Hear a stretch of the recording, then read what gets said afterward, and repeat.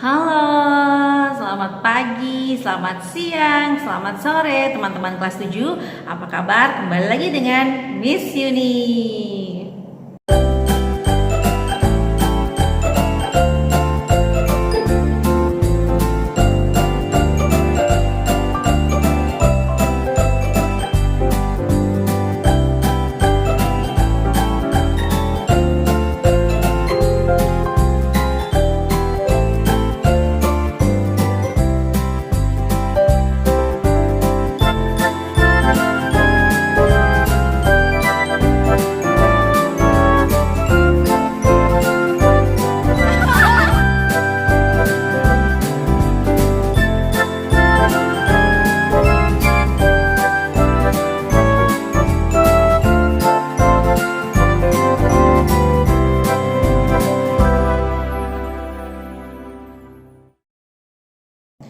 Halo kelas 7, kembali lagi di pelajaran Bahasa Indonesia bersama dengan Miss Yuni.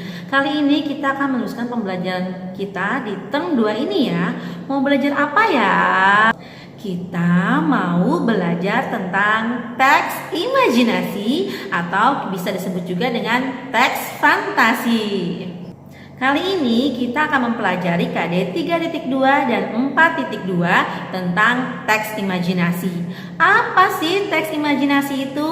Mari kita lihat pembahasannya. Teman-teman kelas 7, teks imajinasi merupakan teks narasi. Jadi, teks narasi itu adalah sebuah teks yang bercerita.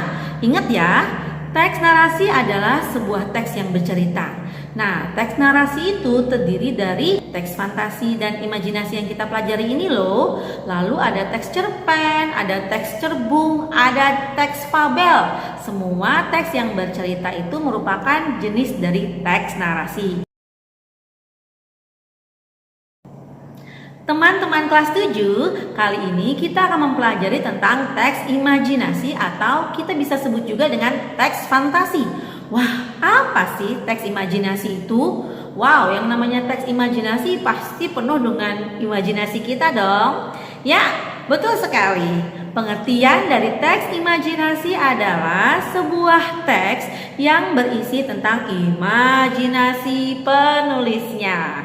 Yang namanya imajinasi atau fantasi pasti penuh dengan hal-hal yang di luar dari kebiasaan kita dalam kehidupan sehari-hari. Pasti berbeda dong dengan teks cerpen, teks cerbung, apalagi teks fabel ya. Jadi teks fantasi ini berisi sesuatu yang luar biasa di luar dari kehidupan kita sehari-hari. Sebelum kita mempelajari lebih jauh tentang apa itu teks imajinasi, mari kita akan membacakan sebuah teks imajinasi yang ada di buku cetak kalian ya. Ceritanya itu ada di halaman 45 ya. Judulnya adalah Kekuatan Ekor Biru Nataga.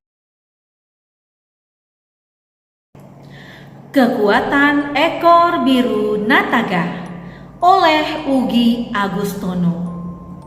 Seluruh pasukan Nataga sudah siap hari itu. Nataga membagi tugas kepada seluruh panglima dan pasukannya di titik-titik yang sudah ditentukan. Seluruh binatang di Tanah Modo tampak gagah dengan keyakinan di dalam hati, mempertahankan milik mereka. Hari itu, sejarah besar Tanah Modo akan terukir di hati seluruh binatang.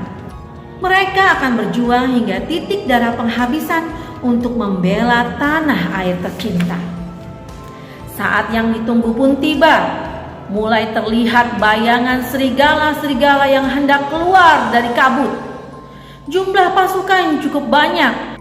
Nataga dan seluruh panglima memberi isyarat untuk tidak panik.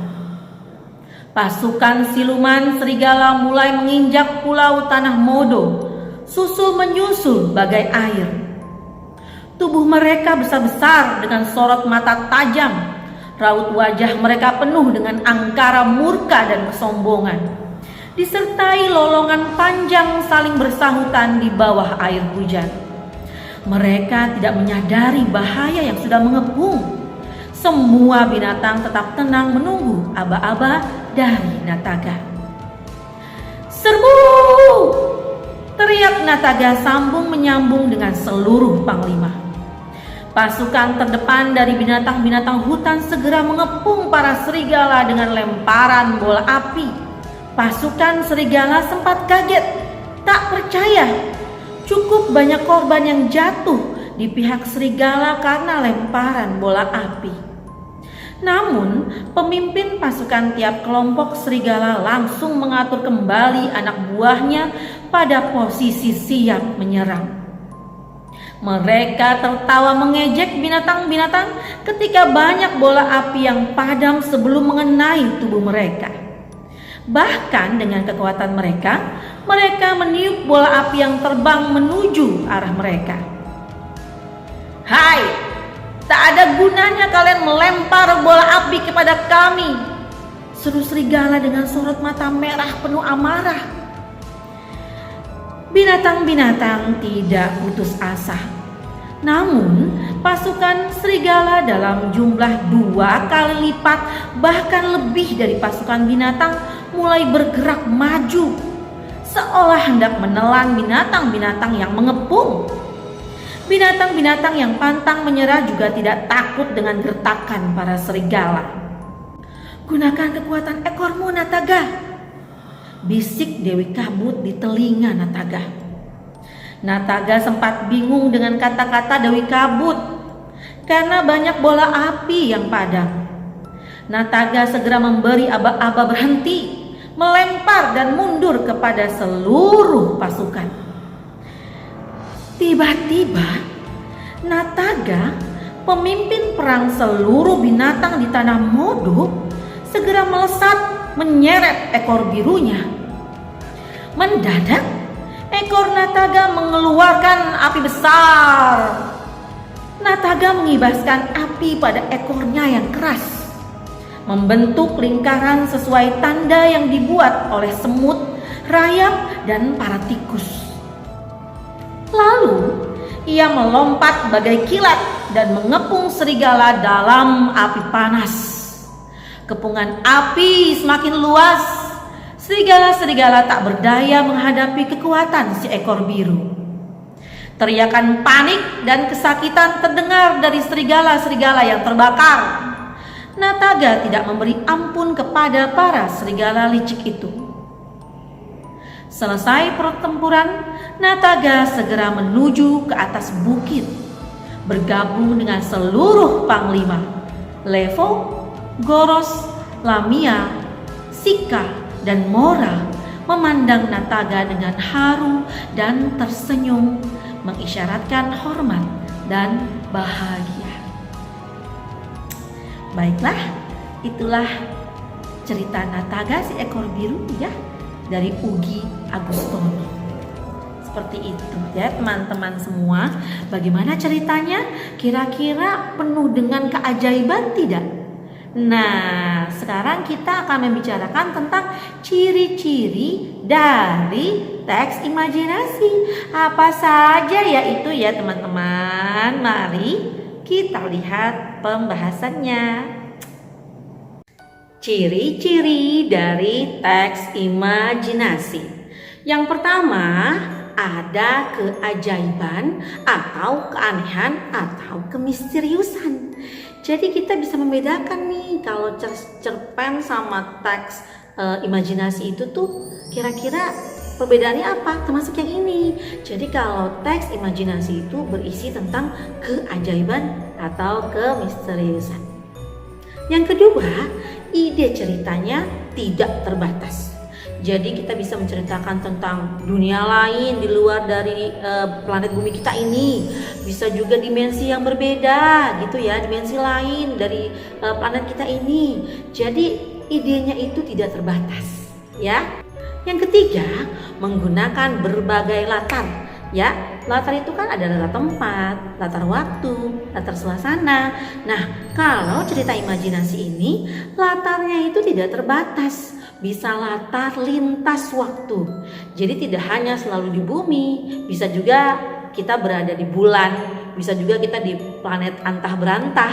Karena yang namanya teks cerita imajinasi ini ya sesuai dengan imajinasi penulisnya. Yang keempat, tokohnya unik. Tokohnya di sini memiliki karakter yang unik, terutama karakternya memiliki kesaktian atau kekuatan yang magis.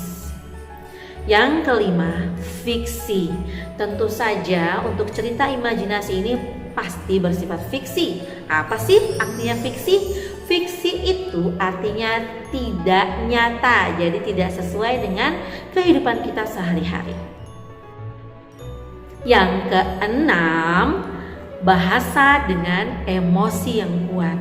Jadi untuk teks imajinasi ini menggunakan bahasa-bahasa dengan memiliki emosi-emosi tersendiri, misalnya emosi sedih, terharu, bangga, bahagia, marah. Jadi menggunakan bahasa yang memiliki emosi yang kuat. Seperti itu ya. Nah, sekarang kita mulai masuk ke pembahasan jenis-jenis dari cerita imajinasi. Nah, jenis cerita imajinasi dibagi menjadi dua, yaitu berdasarkan latarnya dan yang kedua berdasarkan cerita dalam kehidupan. Berdasarkan latar cerita, jenis dari cerita imajinasi ini dibagi dua lagi, yaitu latar waktu sejaman dan latar lintas waktu. Kalau latar waktu sezaman berarti berada di zaman yang sama atau berada di waktu yang sama ya. Jadi berada di misalnya ceritanya dalam keadaan masa kini, berarti ranahnya itu tahunnya tidak beda jauh dari cerita pada mulanya, seperti itu. Jadi waktunya masih sama nih, waktunya masih sezaman.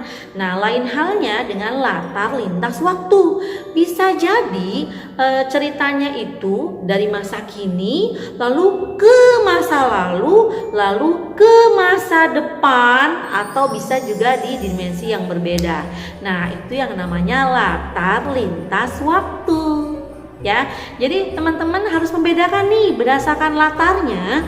Yang satu latar waktu sezaman, sama nih zamannya, ya, atau dimensinya sama, ya, waktunya waktu tahun ceritanya itu tidak jauh berbeda.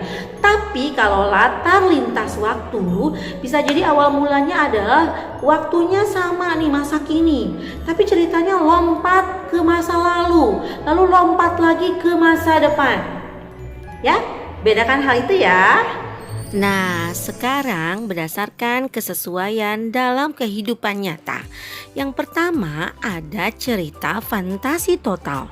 Fantasi total adalah ceritanya semuanya adalah fantasi. Tidak ada satupun yang berasal dari kehidupan kita sehari-hari, seperti nama orangnya, nama negaranya, sampai alur ceritanya itu tidak biasa seperti yang ada dalam kehidupan kita. Terus yang kedua, cerita fantasi irisan. Nah, kalau fantasi irisan ini artinya setengah-setengah. Setengahnya itu benar-benar fantasi, yang setengahnya lagi berasal dari kehidupan nyata. Demikianlah pemaparan materi teks imajinasi kali ini. Sampai bertemu di video pembelajaran bahasa Indonesia selanjutnya. Assalamualaikum warahmatullahi wabarakatuh.